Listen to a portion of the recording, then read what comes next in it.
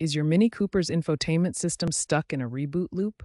This issue, common in 2014-2023 models, manifests as the screen freezing, restarting repeatedly, or failing to load apps. The primary causes are software glitches, hardware faults, or integration bugs within BMW's connected drive iDrive platforms. A temporary fix often involves a battery pull, disconnecting the 12-volt battery for 10 to 15 minutes to reset the system.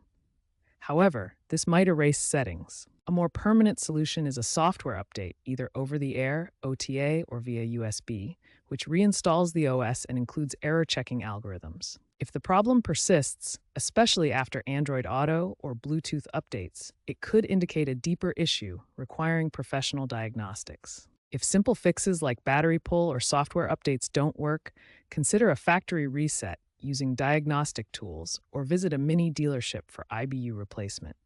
Note that supply chain issues can cause faults in replacement units.